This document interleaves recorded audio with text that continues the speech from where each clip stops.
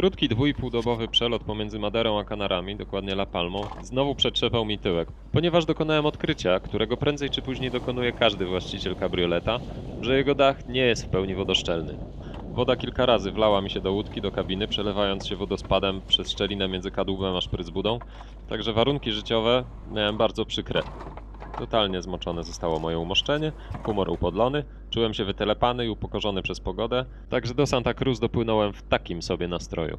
No i traf chciał, że pierwszą osobą, którą spotkałem, była 70-letnia staruszka Brigitte, która na łódce typu Muscadet, takiej samej jak miał Benjamin, przypłynęła tutaj prosto z Francji, po drodze również zbierając tęgie baty. Zajęło jej to 20 dni, z czego przez 2 tygodnie nie wychodziła ze sztormiaka.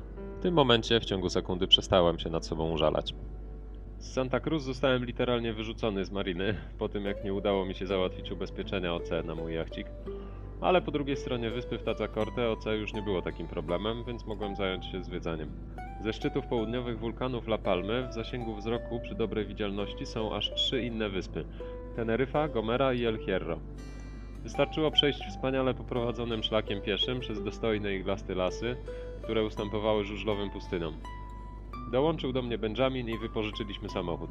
Wjechaliśmy nim od poziomu morza na wysokość ponad 2400 metrów, ponieważ od kiedy zacząłem zwiedzać świat z wujkiem Googlem, pragnąłem z bliska zobaczyć tamtejsze obserwatoria astronomiczne, a tuż obok 1,5-kilometrowej głębokości kalderę wulkaniczną.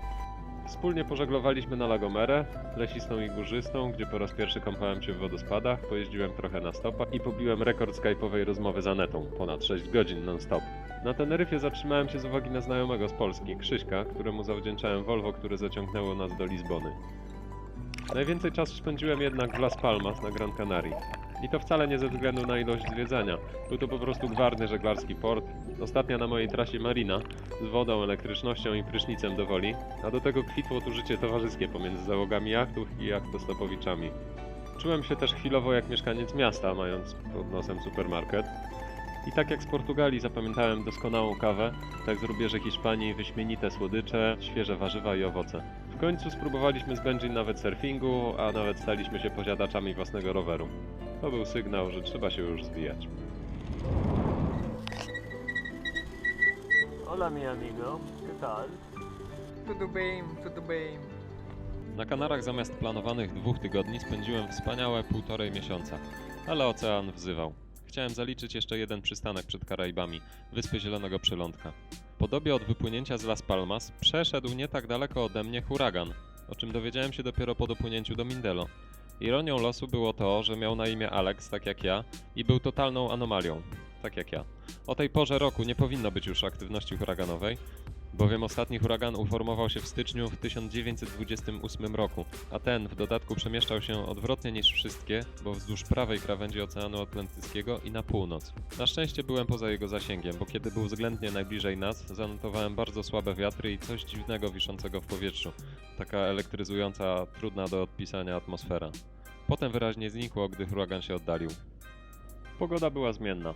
Podczas spokojnych dni sklejałem nawet model własnej łódki wydrukowany na kartonie na Kanarach, ale przyszły także dni mocniejszego wiatru i było dużo chlapania, po których musiałem suszyć kabinę i bakisty.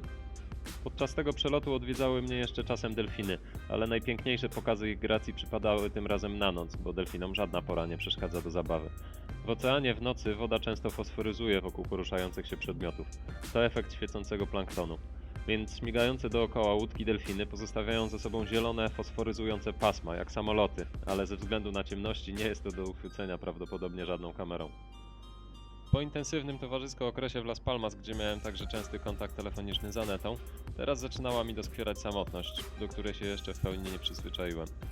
Brakowało mi nieco kontaktu z żywymi ludźmi, czy nawet jakiegoś futrzastego zwierzaka do pogłaskania. Jedynie zaczęły mi na pokład wpadać pierwsze latające rybki, a nawet którejś nocy wpadł żywy kalmar. Nie mam pojęcia, jak on to zrobił. Dopłynąłem do Mindelo po 9 dniach i poza pobieżnym zwiedzaniem na miejscu zacząłem zajmować się tym co zwykle, czyli przygotowywaniem łódki do crossingu Atlantyku, gwoździa programu Dinghy Atlantic, chociaż tak naprawdę chciałem już jak najszybciej znaleźć się po drugiej stronie, żeby móc spotkać się z Anetą i odbyć nasz wymarzony rejs po Karaibach.